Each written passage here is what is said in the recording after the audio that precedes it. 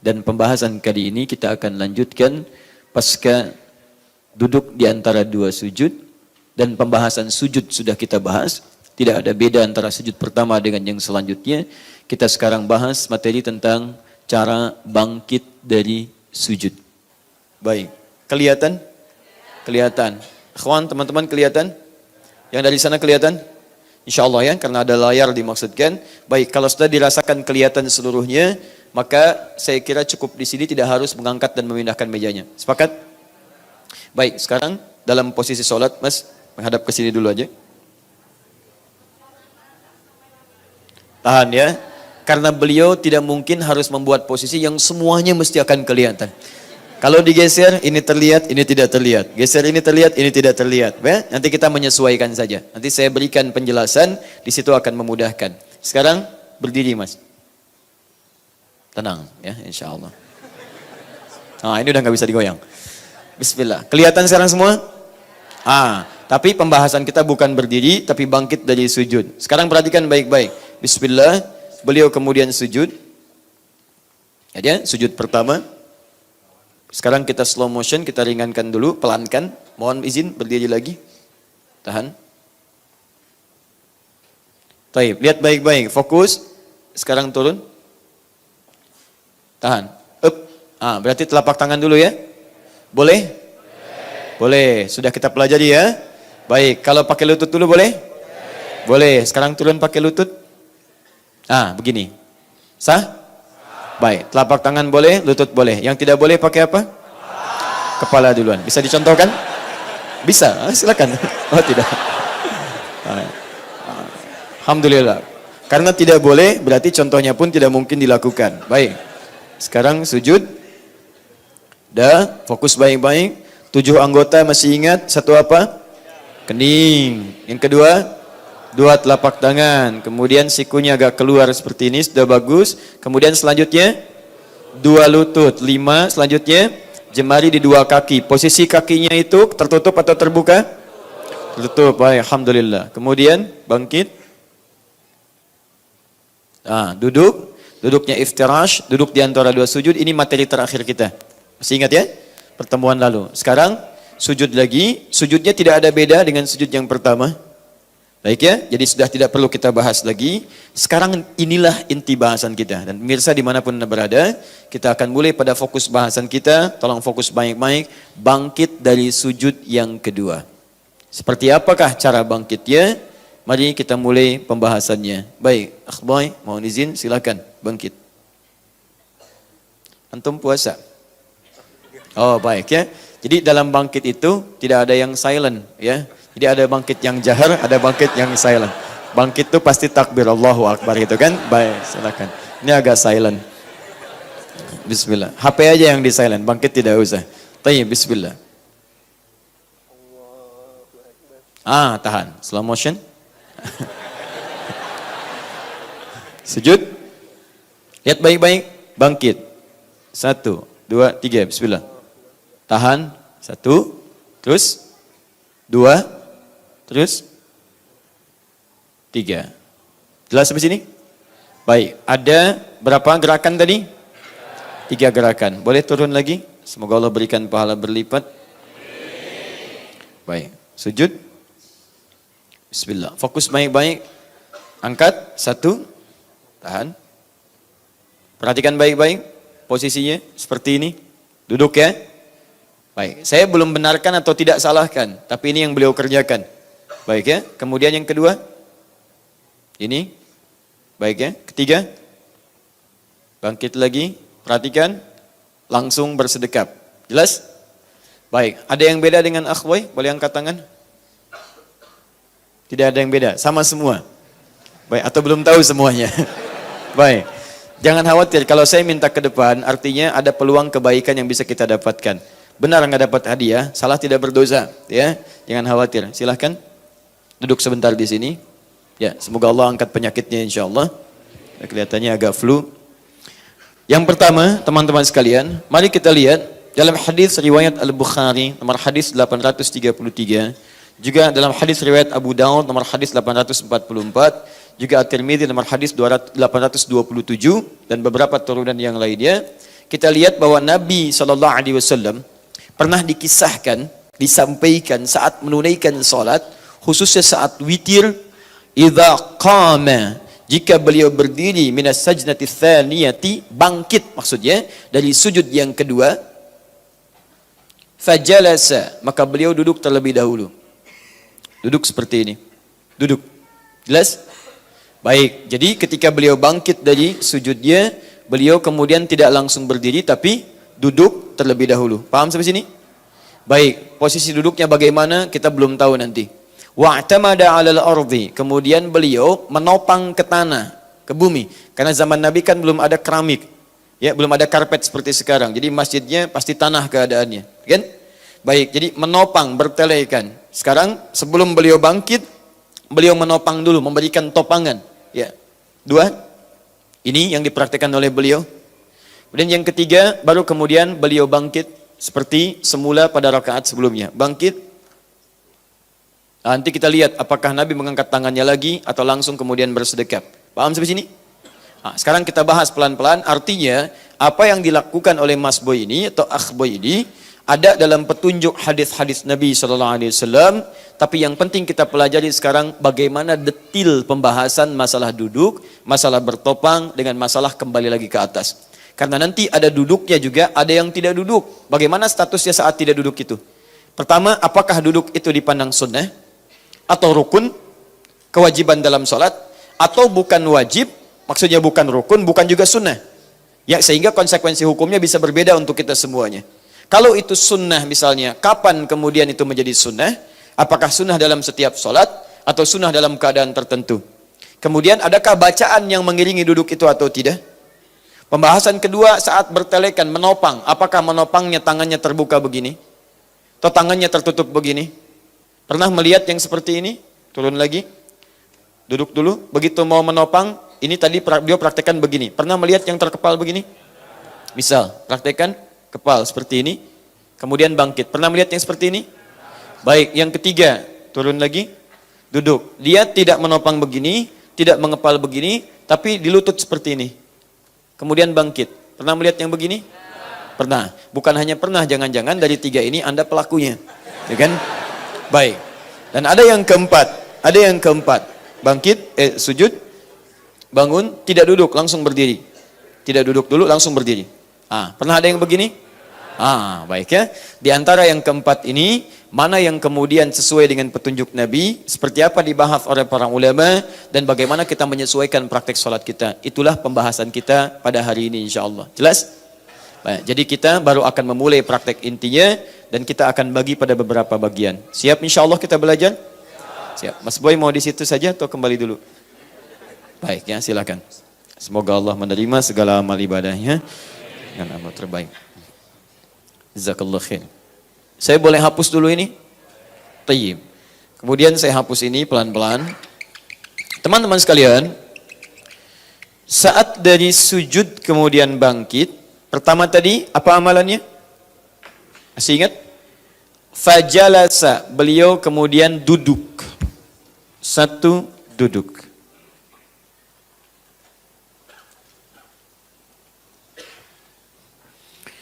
Baik. Kedua apa? Wa'tamada 'alal ardi. Tangannya menopang ke bumi, ke bawah. Menopang dengan telapak tangan. Kita fokuskan pada ini dulu, baru kemudian bangkit, dan posisi tangannya nanti kita akan lihat setelah ini. Kita bahas dua ini dulu. Baik, sekarang pembahasan pertama tentang duduk. Bagaimana status duduk yang dimaksudkan ini? Para ulama kemudian mencoba untuk menggali tentang persoalan duduk ini. Kata Imam Asy-Syafi'i dalam kitabnya jilid yang pertama halaman 116, beliau sampai mengatakan begini, saya tidak menyukai ada orang-orang yang dalam sholatnya kemudian dia langsung bangkit tanpa duduk dulu. Karena adanya hadis-hadis dari Nabi SAW yang memberikan keterangan tentang duduk dalam antara bangkit sujud yang kedua dengan ia berdiri. Di Imam Asy-Syafi'i lebih menyukai seseorang ketika dia bangkit sujud yang kedua, dia duduk terlebih dahulu. Paham sampai sini? Baik, pelan-pelan. Sekarang pembahasan statusnya belum selesai. Apa status duduk ini? Apakah rukun dalam artian wajib ataukah dia sunnah? Baik, saya tanya dulu, Bapak Ibu sekalian, rukun yang bermakna wajib atau sunnah? Baik, rukun atau wajib? Tidak ada wallahu alam, cuma dua pilihannya ya. Kalau bukan rukun atau sunnah. Baik ya, yang rukun angkat tangan. Yang rukun, sedang tidak rukun nih angkat tangan. Baik, rukun baik. Yang sunnah? Lihat baik-baik sini. Kalau rukun konsekuensinya wajib dilakukan. Kalau tidak dikerjakan berarti sholat dia batal. Dia mesti mengulang. Ingat baik-baik ya. Yang kedua, kalaupun rukun mesti bersanding dengan bacaan. Karena setiap ada yang dikerjakan rukun itu bersanding dengan bacaan. Misal, ketika Anda takbir, rukun bukan? Rukun, ada bacaannya. Ada apa bacaannya? Allahu Akbar. Baik, ketika Anda rukun bukan? Rukun, ada bacaan. Ada ketika Anda sujud, rukun bukan? Rukun, ada bacaan. Ada umumnya setiap rukun akan bersanding dengan bacaan dan berkonsekuensi dia wajib dikerjakan. Ditinggalkan batal salatnya. Paham? Baik. Yang kedua sunnah. Sunnah tidak mencapai derajat wajib. Artinya saat dia mengerjakannya, teman-teman sekalian, dia berpahala. Cuman saat dia tidak mengerjakan karena alasan tertentu yang dibenarkan, itu dia tidak berdosa. Ibadahnya tetap tidak batal. Tidak batal, cuma tidak memperoleh pahala yang dijanjikan. Atau tidak mendapatkan potensi pahala yang dijanjikan. Sholat tidak batal, cuman pahala tidak dapat. Jelas sampai sini? Pilih mana? Batal tidak dapat pahala, atau tidak batal dapat pahala? Tidak ada yang kedua. Ya, kalau sudah tidak batal, tidak dikerjakan, nggak akan ada pahala. Ya, awas ingat baik-baik. Ketika Anda tidak mengerjakannya, pahala tidak dapat, cuman sholat tidak batal. Paham? Baik, misal, contoh. Ada misalnya sunnah untuk bersedekap seperti ini. Ada yang irsal, ada yang bersedekap. Ketika Anda bersedekap seperti ini misalnya, itu mengikuti sunnah Nabi, ada pahalanya. Pahala ada. Anda seperti ini pun ada yang irsal. Ada. Baik, nah alih-alih Anda misalnya berseperti ini, padahal bisa seperti ini misalnya, Anda memilih seperti ini, maka Anda kehilangan momentum dari yang bersedekap seperti ini. Paham ya? Pahala untuk bersedekap tidak Anda dapatkan, tapi Anda mendapat kemuliaan misalnya mengikuti yang kedua seperti ini. Ada yang lebih jelas, misal Bismillahirrahmanirrahim. Tayyib. Ada yang memilih langsung Alhamdulillah, tidak ada masalah, karena riwayatnya ada. Anda tidak baca Bismillah pun dalam Al-Fatihah, misal dalam sholat langsung Alhamdulillahirrabbilalamin. Sholat Anda nggak batal. Gak ada masalah di sini. Ada hadisnya. Tapi kalau Anda bacakan misalnya Bismillahirrahmanirrahim, ada peluang pahala Anda dapatkan di situ. Paham di sini?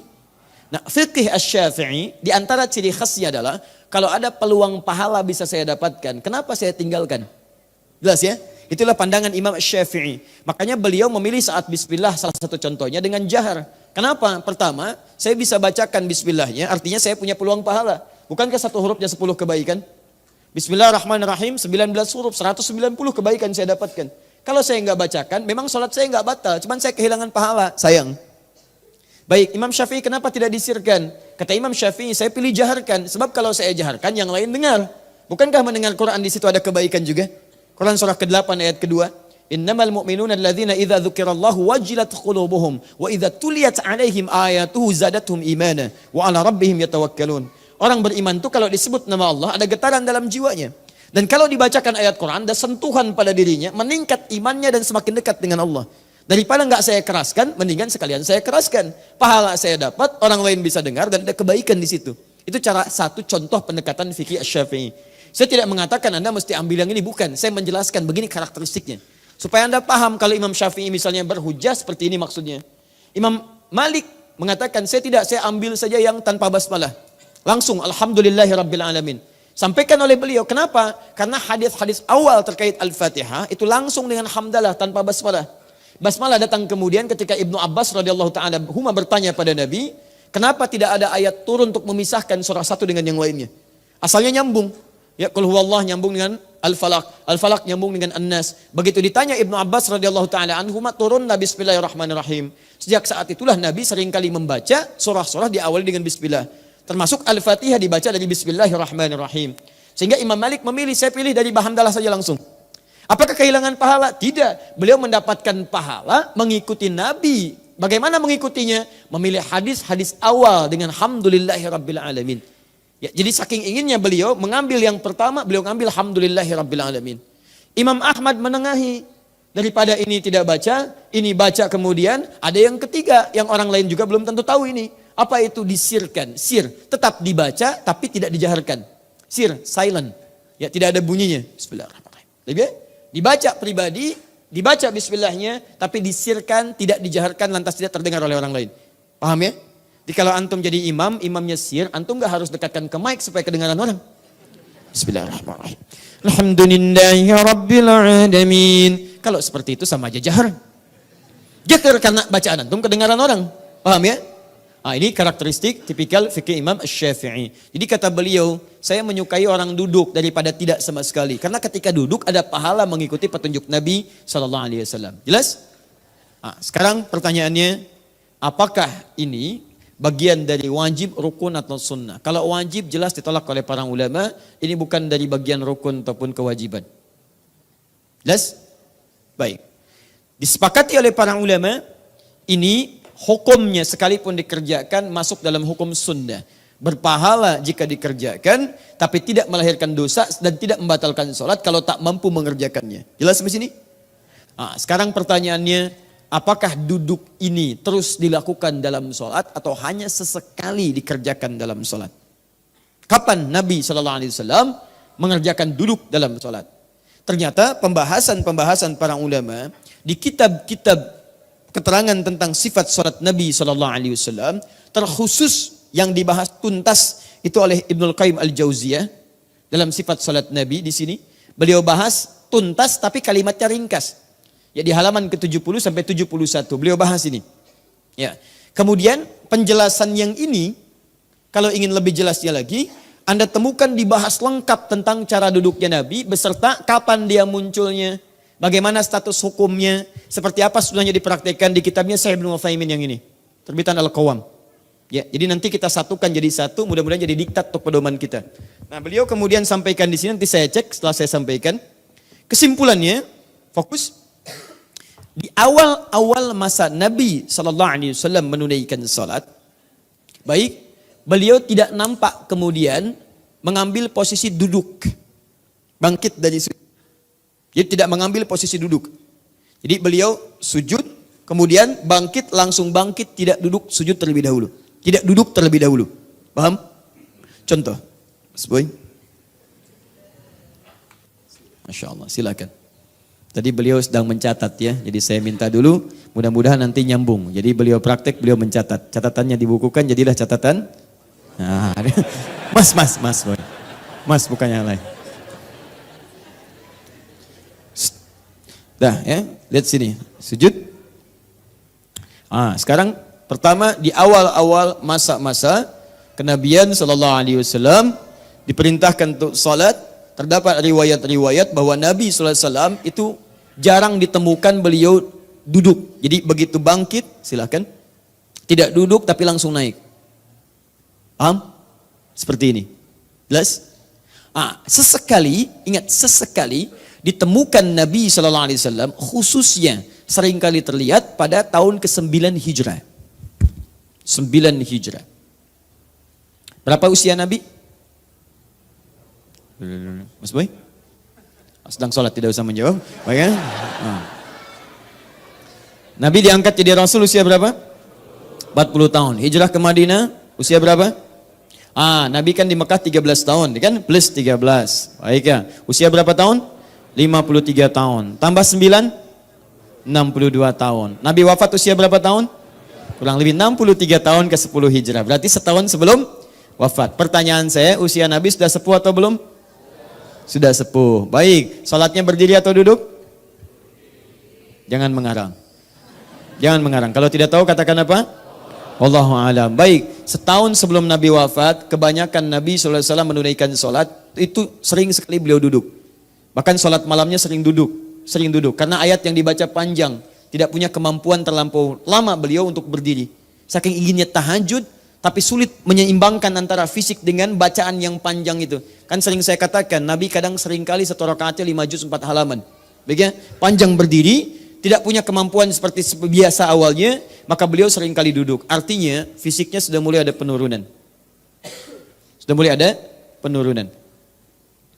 Sebelum ini kadang duduk, tapi dalam keadaan-keadaan tertentu. Tidak setiap kali beliau bangkit kemudian beliau duduk. Artinya duduk yang dimaksudkan, silakan sujud. Kemudian bangkit, duduk dulu.